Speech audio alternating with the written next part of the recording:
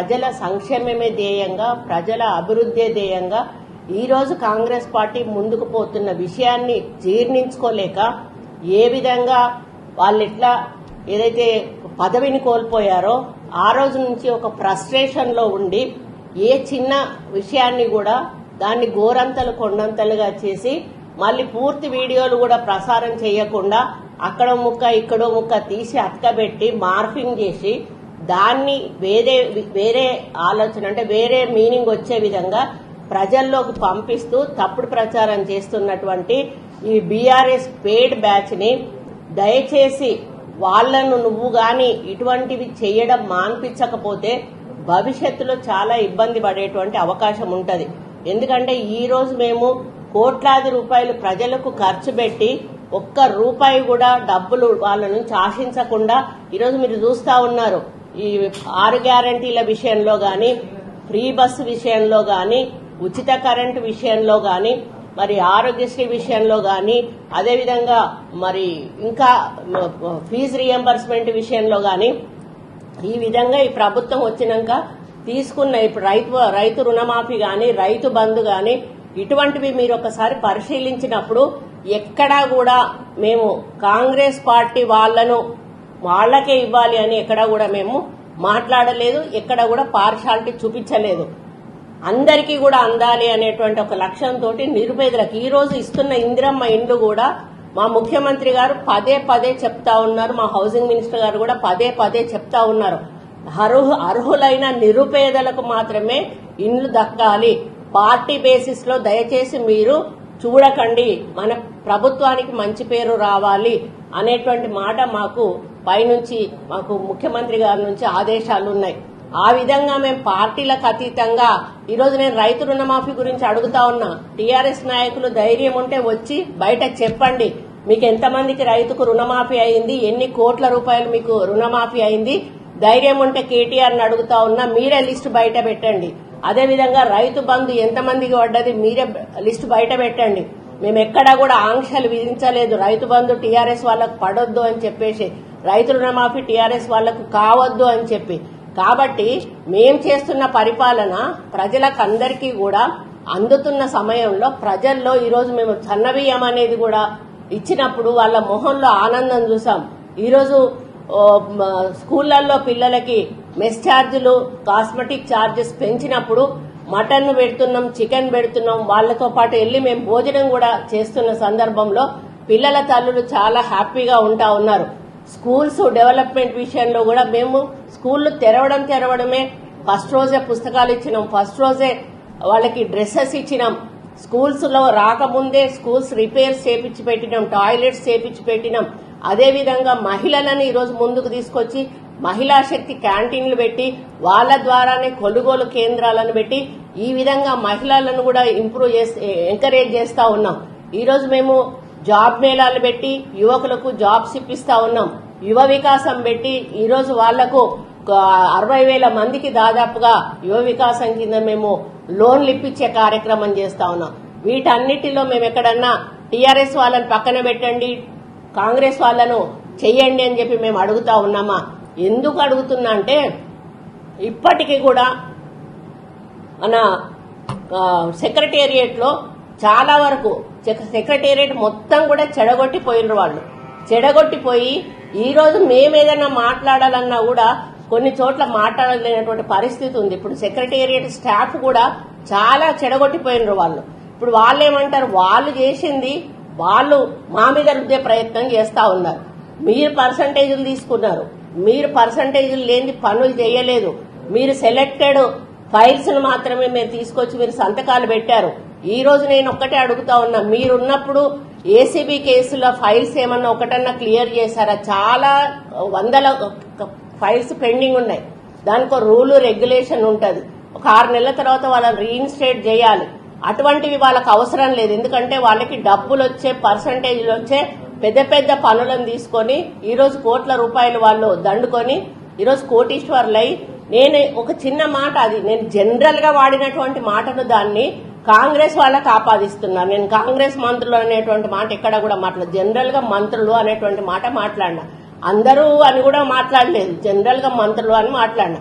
మాట్లాడిన దాన్ని ఎవరి ఆలోచనను బట్టి వాళ్ళు దాన్ని అర్థం తీసుకోవచ్చు. అంటే ఇక్కడ టీఆర్ఎస్ వాళ్ళ మైండ్ ను బట్టి వాళ్ళు దాన్ని అర్థం చేసుకొని నేనేదో తప్పు మాట్లాడినా మా మంత్రులు అవినీతి చేస్తా ఉన్నారు అనే పద్ధతిలో నేను మాట్లాడినా అని చెప్పి ట్రోలింగ్ చేయడం చాలా బాధాకరం. వెంటనే దాన్ని ఆపాల్సిన అవసరం ఉన్నది. లేకపోతే నేను సైబర్ క్రైమ్ వాళ్ళకి తప్పకుండా నేను కంప్లైంట్ ఇస్తాను. ఇది ఎట్లంటే తొండముదిరి ఊసర వెళ్లి అయినట్టుగా ఈ టీఆర్ఎస్ ట్రోల్స్ ఏవైతే ఉన్నాయో, టీఆర్ఎస్ పేడ్ బ్యాచ్ ఏదైతే ఉందో వాళ్ళు మరీ దారుణంగా, కనీసం వాళ్ళు మనుషుల పశువులా కూడా అర్థం కానటువంటి పరిస్థితిలో వాళ్ళు ఉన్నారు. వాళ్లకు కుటుంబాలు ఉన్నాయి, వాళ్ళకు అక్కా చెల్లెళ్ళు ఉన్నారు, వాళ్లకు ఫ్యామిలీస్ ఉన్నాయి.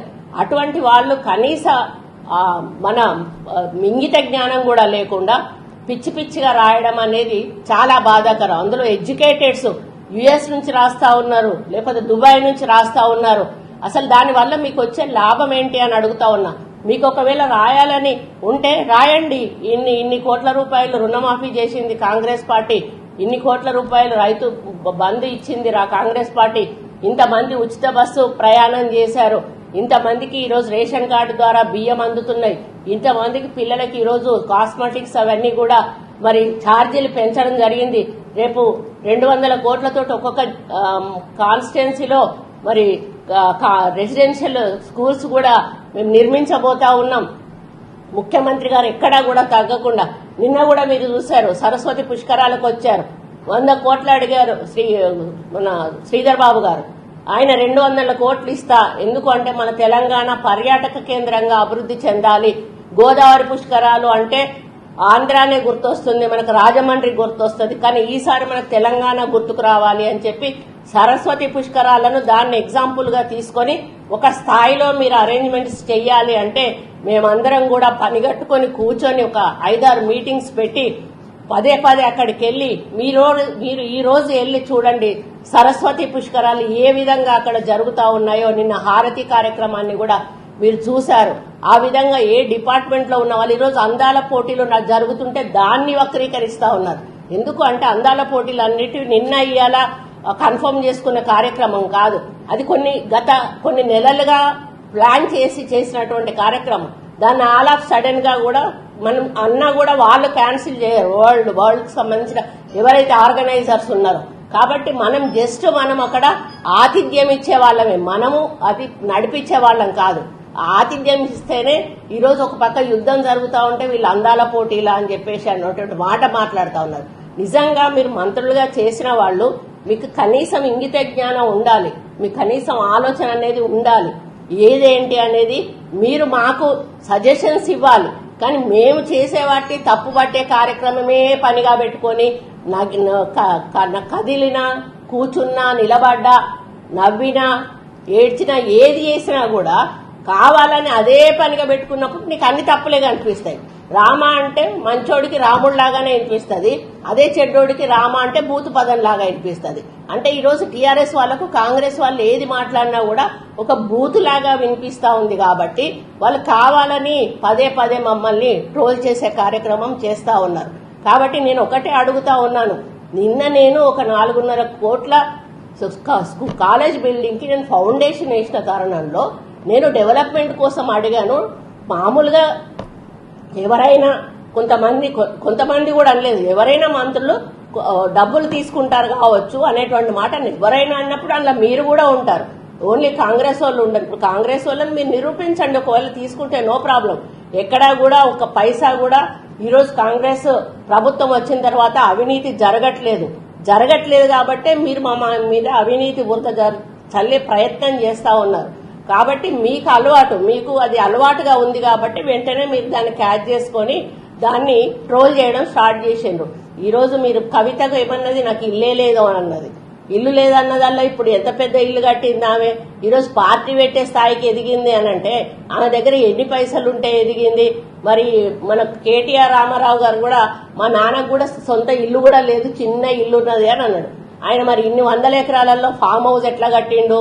మరి కేటీఆర్ కి ఈరోజు ఒకసారి ఆయన నిజంగా కరెక్ట్ మనిషి అయితే ఆయన బినామీల పేర్లన్నీ తీయమనండి. హైదరాబాద్ లో ఎక్కడెక్కడ ఆయన పేర్ల మీద ఇండ్లున్నాయి, ఏ షాపులలో ఆయనకు వైన్స్ షాపులలో గానీ లేకపోతే ఇతర షాపులలో కానీ పార్ట్నర్షిప్స్ ప్రతి ఒక్కరిని బెదిరించి ప్రతి ఒక్కరిని ఖాళీ చేపిస్తామని ఆంధ్ర వాళ్ళని బెదిరించి అందరి దగ్గర కూడా తను షేర్స్ తీసుకున్న విషయం నిజమా కాదా అని కేటీఆర్ గారు చెప్పాల్సిన అవసరం ఉన్నది. ఈ విధంగా చెప్పుకుంటూ పోతే వాళ్ళది తెగదు. ఎందుకనంటే ఆ రాజ్యం అంతా కూడా అవినీతి రాజ్యమే. మీరు రైతు బంధు ఇచ్చారు, ఎవరికి ఇచ్చారండి?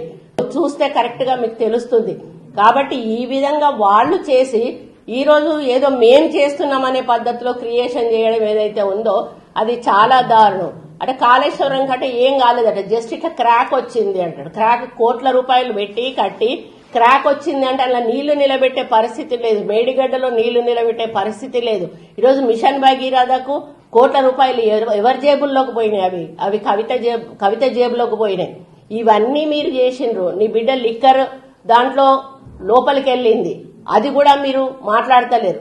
ఇవన్నీ మీరు చేసి ఈరోజు నేనేదో చిన్నగా మామూలుగా మాట్లాడుతూ జనరల్ టాపిక్ లో నేను మాట్లాడిన దాన్ని ఒక పర్టికులర్ టాపిక్ గా తీసుకొని కాంగ్రెస్ వాళ్ళకి ఆపాదించి ఇది వీళ్ళు చేస్తా ఉన్నారు అనేటువంటి మాట మాట్లాడడాన్ని నేను తీవ్రంగా ఖండిస్తా ఉన్నాను, గర్హిస్తా ఉన్నాను, హెచ్చరిస్తా ఉన్నాను. ఇంకొకసారి ఇటువంటి పిచ్చి పిచ్చి అంటే ప్రకటనలు చేసి ఈ యొక్క సోషల్ మీడియాలలో ట్రోల్స్ చేసి యూట్యూబ్లలో ట్రోల్స్ చేసి ఇటువంటి తప్పుడు కార్యక్రమాలు చేస్తే మరి పక్కన ఆంధ్రప్రదేశ్ లో మీరు చూసే ఉంటారు. అంతకుముందు చంద్రబాబు నాయుడు వాళ్ళ మీద చాలా ట్రోల్స్ వైఎస్ఆర్సీపీ వాళ్ళు చేశారు.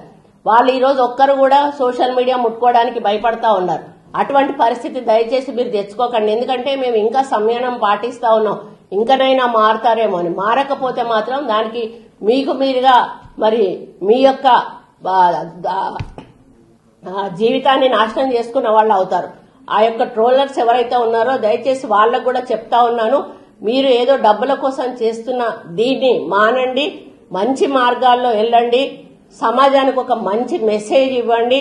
అంతేగాని ఆ పనికిరాని తప్పుడు ప్రచారాలు చేసి ప్రజలను తప్పుదోవ పట్టించి ఏదో కాంగ్రెస్ పార్టీకి మైనస్ చేద్దామనేటువంటి కార్యక్రమం చేస్తే ప్రజలు నమ్మే పరిస్థితుల్లో లేరు. మిమ్మల్ని నమ్మలేదు కాబట్టి మిమ్మల్ని ఇంటికి పంపించారు, మమ్మల్ని నమ్మారు కాబట్టి ఈరోజు మమ్మల్ని అధికారంలోకి తీసుకొచ్చినందుకు మేము వచ్చిన దగ్గర నుంచి కూడా ఏవైతే హామీలు ఇచ్చామో అవి నెరవేర్చే కార్యక్రమంలో ముందుకు పోతా ఉన్నాము. రేపు కృష్ణా కాలేజీలో ఇంకొక 1.5 కోటి కూడా మాకు రావాల్సి ఉంది. అది కూడా 1.5 కోటి కూడా నేను తీసుకొచ్చి ఆ జూనియర్ కాలేజ్ కన్స్ట్రక్షన్ కూడా చేస్తాను. అదేవిధంగా వరంగల్లో ఉన్న అన్ని స్కూళ్లు కాలేజీల అభివృద్ధి కోసం కూడా నేను తోడ్పడతాను. ఒక దేవాదాయ శాఖ మంత్రిగా కూడా నేను ఈరోజు వాళ్ళు ఇచ్చిన లిస్టులు కూడా నేను శాంక్షన్ చేస్తా ఉన్నాను. మీ దేవుడికి పార్టీలతో సంబంధం లేదు అని చెప్పి ఏ పార్టీ వాళ్ళు ఇచ్చినా కూడా అన్నా మీకు ఒక్కొక్క కాన్స్టిట్యున్సీకి 2 గుళ్ళు ఇస్తాను, మీ ఇష్టం ఉన్నవి ఇవ్వండి అని చెప్పి వాళ్ళ దగ్గర కూడా నేను తీసుకోవడం జరుగుతా ఉంది. కాబట్టి రాజకీయం అనేది ప్రజల కోసం చేయాలి కానీ పార్టీల మధ్యలో గొడవల కోసం దయచేసి చెయ్యకండి. దీన్ని ఈ విధంగా తప్పుడు ప్రచారం చెయ్యకండి, ఇప్పటికైనా మానుకోండి. మరి నేను నిన్న ఏ ఉద్దేశంతో కూడా అనలేదు, జనరల్ గా టాపిక్ లో నేను మాట్లాడాను. అది కాంగ్రెస్ మంత్రులు అనే విధంగా మీరు వక్రీకరించడం చాలా బాధాకరం. మా కాంగ్రెస్ మంత్రులు అందరూ కూడా మరి పరిపాలనతోటి ఒక డెడికేషన్ తోటి పరిపాలన చేస్తా ఉన్నారు.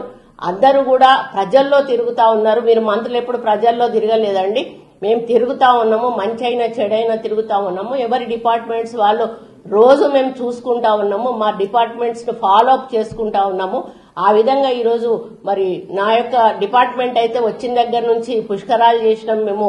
అదేవిధంగా ఇప్పుడు పుష్కరాలు చేస్తున్నాము, బోనాలు ఎత్తుకున్నాము, అదేవిధంగా సమ్మక్క సారలమ్మది చేసినాము. మళ్ళీ ఇప్పుడు బోనాలు స్టార్ట్ అయితే, పుష్కరాలు స్టార్ట్ అయితే, గోదావరి పుష్కరాలు, కృష్ణా పుష్కరాలు, మళ్ళా సమ్మక్క సారలమ్మ రాబోతా ఉంది. మేము వీటి మీద దృష్టి సారించి మా కార్యక్రమాలు మేము చేసుకొని పోతా ఉంటే మీరు తిని పడుకొని పని పాట లేకుండా ఈరోజు ఫ్రస్ట్రేషన్ తోటి వచ్చిరాని ఈ మాటలు మాట్లాడడం ఏదైతే ఉందో నేను చాలా సీరియస్ గా ఖండిస్తా ఉన్నాను. ఇకనైనా కూడా కేటీఆర్ బ్యాచ్ మీకు చెప్పండి, ఇటువంటి పిచ్చి పిచ్చి ట్రోల్స్ చెయ్యొద్దని. ఏదన్నా ఉంటే మొహంగా మాట్లాడండి. మీరు చేసినవన్నీ తీయాలంటే 5 నిమిషాల పని మాకు.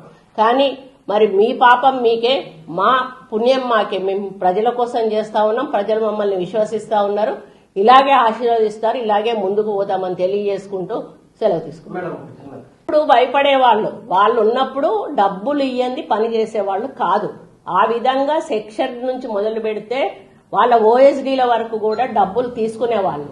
అటువంటి పరిస్థితి ఆ రోజు ఉండే. కానీ ఈ రోజు మా దగ్గరకు వస్తే ఒక్క రూపాయి కూడా తీసుకోకుండా మా దగ్గరకు ఫైల్స్ వస్తున్నాయి, పోతా ఉన్నాయి. అంటే వాళ్ళకి ఏదంటే కింది స్థాయి నుంచి కూడా పే చేసుకుంటూ రావాల్సిన అవసరం ఆ రోజు ఉండేది. ఈ రోజు ఏసీబీ ఫైల్స్ క్లియర్ కాలేదు అంటే దానికి కారణం ఏందో ఒకటి అర్థం చేసుకోండి. ఎందుకంటే ఏసీబీది జనరల్ గా రొటీన్ లో వెళ్ళిపోవాలి, కానీ పోలేదు.